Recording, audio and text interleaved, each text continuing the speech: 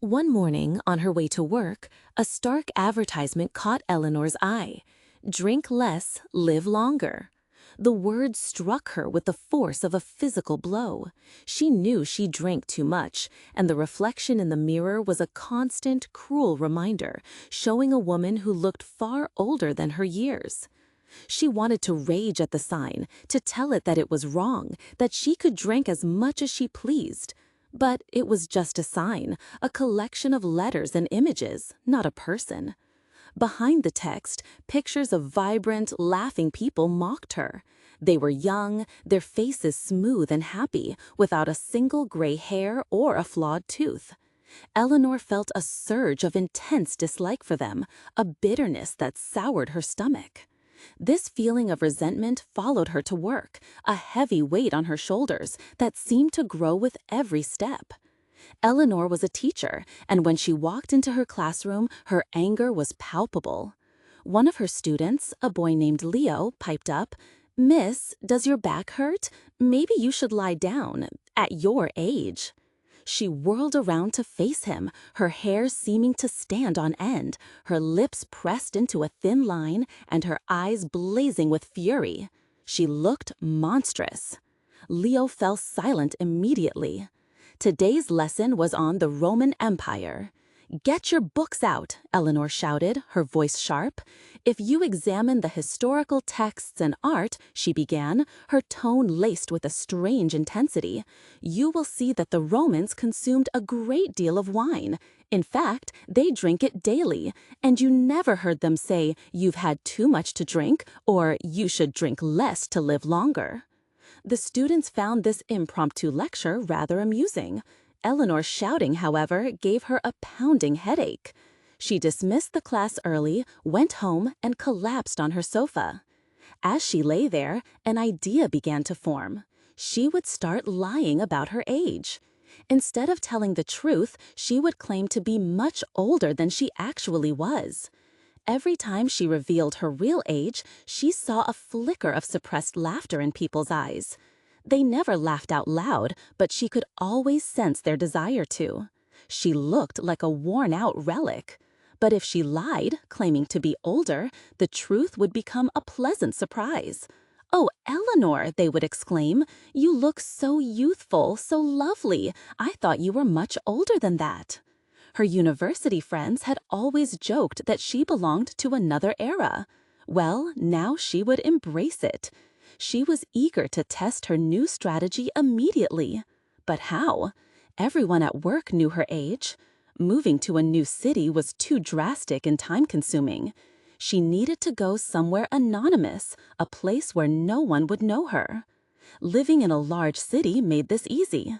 Then she remembered a poster for a concert that evening, featuring a famous pianist. It was perfect. She went to her bedroom to pick an outfit.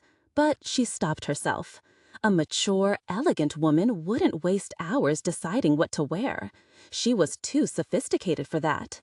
She would choose something chic yet comfortable. So Eleanor selected a simple black dress. Next, she moved to the bathroom to apply her makeup. She reached for a tube of bright red lipstick, but paused again. A truly mature and elegant woman wouldn't wear excessive makeup. She opted for a light, natural look, foregoing lipstick entirely. Standing before the mirror, she saw a transformation. The angry, haggard woman from that morning was gone. In her place stood a poised, beautiful, mature woman in simple, tasteful attire. And she had saved so much time. She ate a light supper, knowing a sophisticated woman doesn't overindulge, accompanied by a single glass of wine, because even mature, elegant women could enjoy a drink. Then she drove to the concert hall. The hall was bustling with people. Eleanor spotted a group of women engaged in a cultural discussion and saw her opportunity. "This building is magnificent, isn't it?" she commented, joining them. "I just adore neoclassical architecture." The women murmured in agreement. One of them, a blonde woman with a large, flashy ring, asked, "Are you familiar with the pianist?" "Yes," Eleanor replied smoothly. "I have several of his compact discs, or as the young people call them, CDs." The women chuckled politely. I think I'm the only one here who doesn't know him, the blonde woman admitted, but I adore concerts. It's the best way to discover new artists. You're the one who invited us to the Pharaoh concert, weren't you? A brown-haired woman added. That was incredible. The women began reminiscing about past concerts. Eleanor needed to steer the conversation back to her objective. She let out a loud theatrical laugh. Ha ha, that reminds me of my younger days. I loved going to concerts when I was a student. I was a bit of a hippie, you know. It's a miracle I passed my exams. The brown-haired woman looked at her, and Eleanor thought she was trying to guess her age. She smiled encouragingly. Did you study here in the city? The woman asked. Oh no, Eleanor said. I studied in the United Kingdom, at Cambridge. I graduated in 1981. She proudly delivered her fabricated date. Wow, said the blonde woman. Wasn't it incredibly difficult for people from our country to get into Cambridge back then? Eleanor's smile faltered. She had completely overlooked that detail. It had been extremely difficult. Well, I had a friend already studying there who gave me a lot of help, but yes, it was a real challenge. I was very, very lucky. She paused, waiting for someone to ask her age. But instead, the brown-haired woman started talking about the wine selection. Eleanor realized her mistake. Truly mature, elegant women don't ask other women their age. It simply wasn't done. As she sipped her wine, devising a new plan, a familiar voice called out, "Eleanor, what a surprise to see you here." It was Chloe, a much younger and more energetic teacher from her school, who always made Eleanor feel exhausted and ancient. Is your headache better? The other women turned to look at Eleanor, who had to think fast. Chloe might reveal her real age. Yes, I took some medicine. I feel much better now, she said quickly. Chloe was in my class after you, Chloe continued, oblivious. He is so naughty and absolutely terrified of you. The other women laughed. Shall we find our seats? Eleanor interjected, desperate to get away. I believe the concert is about to start. But it was no use. Chloe walked with her, chattering animatedly about how awful Leo was. He uses such terrible language. I don't know where he picks it up. His mother is so sweet. He always says, "Oh, Chloe," Eleanor interrupted loudly, "you are so amusing, you young people. But please don't repeat those dreadful words." I'm too old to hear such things. But you're only a few years older than me, aren't you? Eleanor smiled sweetly and said, loud enough for the others to hear, Chloe, dear, you are far too kind. Many people have said that, but no, I'm probably 20 years older than you.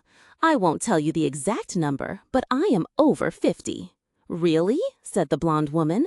I would have thought you were younger than 50, around 40 maybe. Eleanor forced a smile. She had hoped for a lower guess, but a win was a win. Chloe shook her head. No, that can't be right. Leo said you always talk about the year you graduated, 19. What a spectacular view we have from here, Eleanor announced, her voice booming. At that moment, the house lights dimmed. She was saved. She could finally enjoy the music. The concert was brilliant, and a mature, elegant woman would have been captivated. But Eleanor couldn't enjoy it. Her plan had been a clumsy failure. After the final encore, however, something remarkable happened. A handsome, mature man approached her. "Good evening," he said with a charming smile. I was standing over there, and I thought to myself, the woman from my dreams is in this room. I knew I had to speak with you. Eleanor blushed, completely taken by surprise. What lovely words from a lovely man. Do you come here often? It's strange I haven't seen you before. Not at all, he replied smoothly. I couldn't have come before because I hadn't dreamed of you yet. He bought her another glass of wine, and they moved away from Chloe and the other women.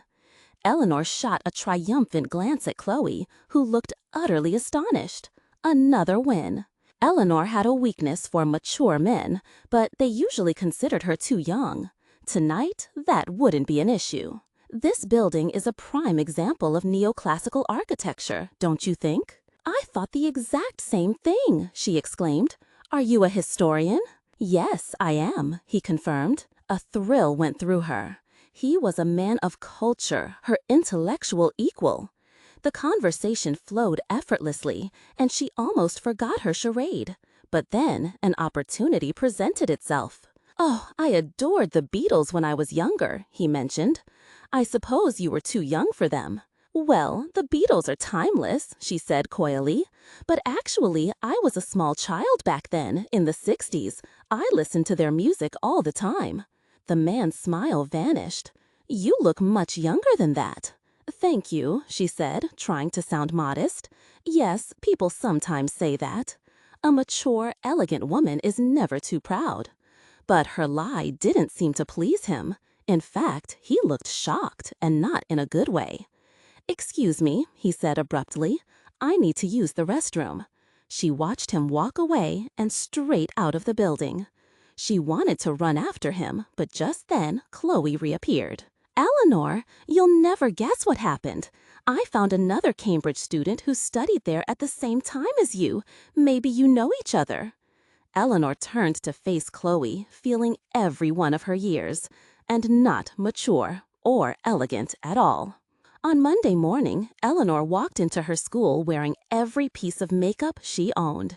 She slumped into her chair, exhausted. As usual, Leo was the first to stir up trouble. Miss? What is it, Leo?" she sighed. "Chloe said you're over 50 years old. Are you going to retire soon?" She couldn't even feel angry anymore. "Thank you for your interest, Leo," Eleanor said, her voice clear and steady. "But Chloe must have misheard me.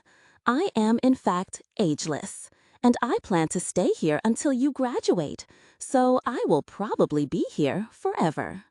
The other students erupted in laughter. Leo's face turned bright red, and he sank back into his chair without another word. Eleanor smiled. At least she had won that battle.